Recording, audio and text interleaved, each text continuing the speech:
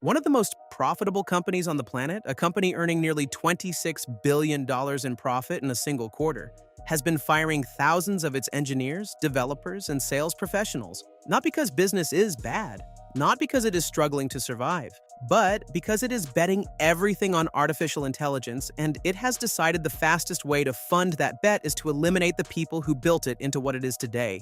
Find out how Microsoft is restructuring itself, which roles are disappearing and why, what the CEO has said publicly, and what this wave of cuts means.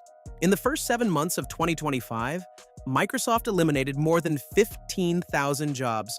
That is roughly 7% of its entire global workforce, gone in less than a year. To put that in historical context, this is the largest wave of Microsoft layoffs since 2014, when the company cut 18,000 roles following its acquisition of Nokia.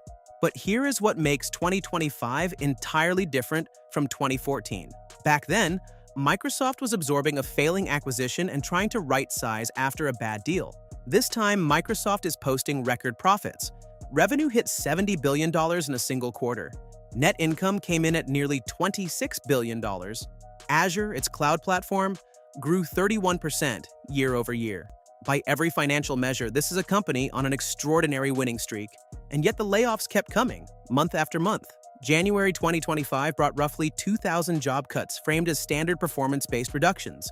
Then in May, the company announced 6,000 more, and these were different. These were not performance-related. These were structural. Engineering roles, product managers, program managers across LinkedIn, GitHub, Azure, and Xbox. Official filings in Washington state alone showed nearly 2,000 positions eliminated. Software engineers made up more than 40% of those cuts. July brought the largest single wave, 9,000 jobs, about 4% of the entire workforce, eliminated in one announcement. Gaming was hit hard. Xbox teams across multiple studios, including the closure of an entire game studio and the cancellation of major projects. Sales teams were restructured. Mixed reality teams were scaled back. Middle management layers were stripped out across the organization. Then came August, September, smaller rounds. But they kept coming. For 5 consecutive months, Microsoft filed layoff notices. The company's own spokesperson eventually described workforce reductions as a necessary and regular part of managing our business. That phrase, necessary and regular, is worth pausing on, because what it describes is not a one-time restructuring. It describes a new operating philosophy. So, if Microsoft is not in financial trouble, where's the money going that used to pay those salaries? The answer is straightforward. Microsoft has committed to spending $80 billion on artificial intelligence infrastructure in fiscal year 2025 alone. That is a $25 billion increase over the previous year. Most of that money is going into data centers and the specialized chips required to run large-scale AI models. To understand how massive that number is, like $80 billion in a single year is more than the entire annual revenue of many Fortune 500 companies. It is an investment so large that financial analysts have noted it creates significant pressure on operating margin, because capital expenditure of that scale generates depreciation costs that have to be absorbed somewhere. One analyst, Gil Luria, warned publicly that Microsoft's AI spending may require continued headcount reductions, potentially 10,000 jobs annually, just to offset the financial weight of those depreciation costs. In other words, the math of the investment itself creates ongoing pressure to cut people. Microsoft is essentially making a swap. It is converting what accountants call operational expenditure, salaries, benefits, management overhead, into capital expenditure, hardware, data centers, GPUs. The people come off the books as recurring costs. The machines go on as long-term assets. From a pure finance perspective, it is a deliberate restructuring of what kind of cost the company carries. This is not unique to Microsoft. Across the tech sector, a similar pattern is playing out. Meta, Amazon, Google, they are all trimming staff while simultaneously announcing massive AI infrastructure spending. In the first half of 2025 alone, more than 76,000 tech workers lost their jobs across the industry. Though Amazon's CEO Andy Jassy told employees directly in mid-2025 that generative AI would reduce the company's corporate workforce in the coming years, stating that they would need fewer people doing some of the jobs being done today. That kind of candor from a CEO is unusual, and it signals how confident tech leadership has become in saying out loud what used to be left unsaid. Now let us get to the part that made headlines in a different way. On April 29, 2025, Microsoft CEO Satya Nadella was speaking at Meta's developer conference, LlamaCon, in a public conversation with Mark Zuckerberg. Zuckerberg asked Nadella directly, roughly what percentage of Microsoft's code is now written by AI rather than by engineers? Nadella's answer was striking. He said that somewhere between 20 and 30% of the code currently inside Microsoft's software repositories is, in his words, written by software, meaning generated by AI tools, not by human developers. He noted that results vary by programming language. The AI-generated Python code was performing well, while C++ remained more challenging, but the overall trend, he said, is going up consistently. That statement was not a prediction about the future. It was a description of the present, and it did not stop there. Microsoft's CTO, Kevin Scott, went further. He projected that by 2030, 95% of all code at Microsoft could be AI-generated. Now, these numbers deserve some scrutiny. How exactly Microsoft measures what counts as AI-generated is not entirely clear. There's a difference between a developer accepting an AI-suggested line of code and AI independently writing an entire module. But even accounting for that ambiguity, the directional signal is unambiguous. AI tools are taking on a meaningful and growing share of software development work inside one of the world's largest software companies.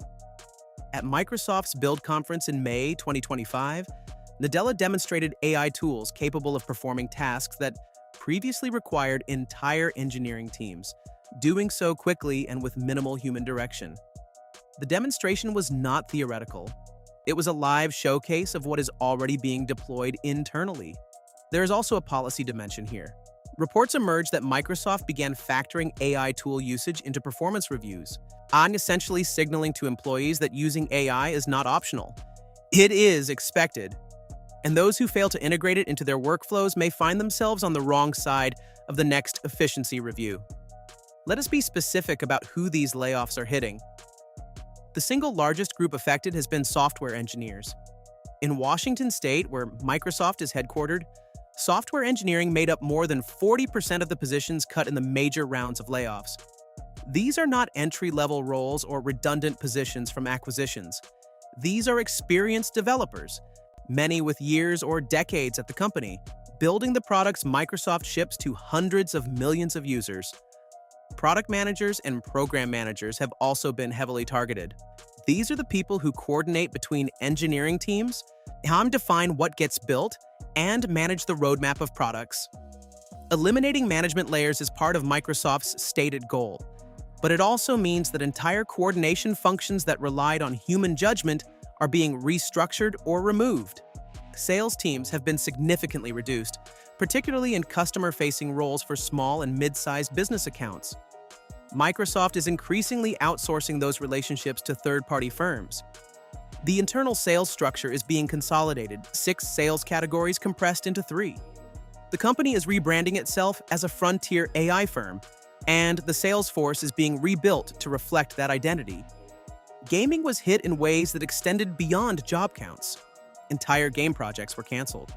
A full game development studio was shut down. Teams that had worked for years on titles that never shipped found themselves out of work.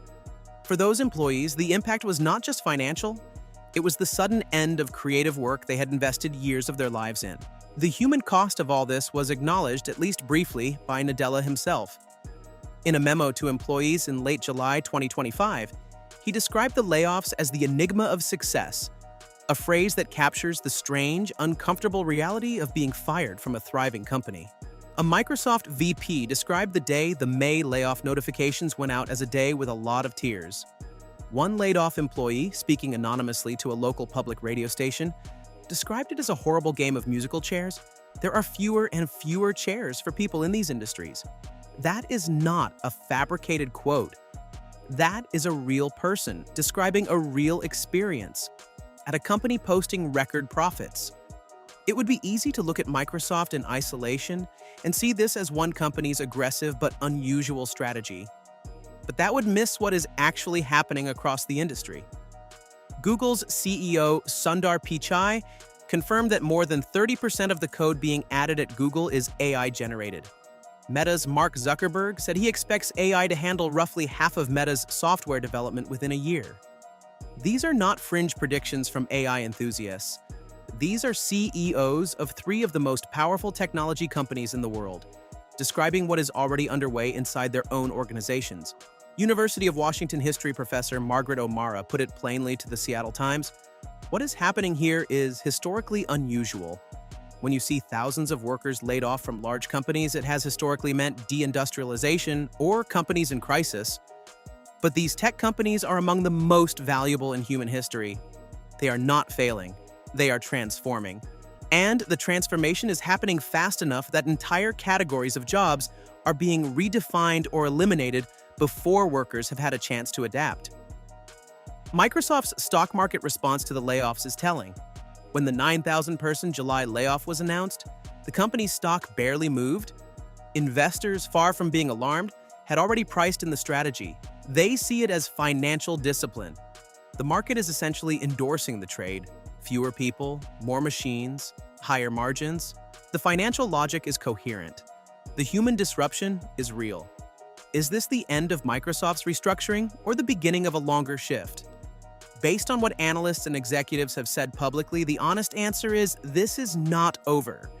Analyst Gil Luria's projection of 10,000 job cuts annually just to manage the depreciation costs of the AI investment suggests that the pace of cuts could be sustained even without additional strategic pivots. And Microsoft has given no indication that its AI spending will slow down. If anything, competitive pressure from Google, Amazon, and a fast-moving field of AI startups makes it more likely that capital investment will increase, not decrease. There's also the question of what happens when AI-generated code reaches 50 or 60 or 80%. If AI is already writing 30% of Microsoft's code with a workforce of over 200,000 employees, what does the workforce look like at 60%? The math does not suggest stability for software engineering as a profession, at least not in its current form. That said, it is worth acknowledging what Nadella himself cautioned against in that same April conversation with Zuckerberg. He compared the rise of AI to the introduction of electricity in industrial factories, a transformative technology that took roughly 50 years before it delivered measurable productivity gains across the broader economy. The implication was that the disruption is real, but the timeline for full economic transformation is longer than the hype suggests. Microsoft is also hiring. That part often gets lost in the coverage of layoffs. Job postings in AI engineering, cloud infrastructure, and AI product management have surged. The company is not simply shrinking, it is reshaping. The people being let go largely held roles in traditional software development, sales support, and middle management. And the people being hired are expected to build, deploy, and manage AI systems. Whether displaced workers can make that transition, and how many of them can do it within a reasonable time frame, is one of the defining workforce questions of this decade. If you found this video useful, consider subscribing. There is more analysis coming on how AI is reshaping the tech industry and what it means for people working in it.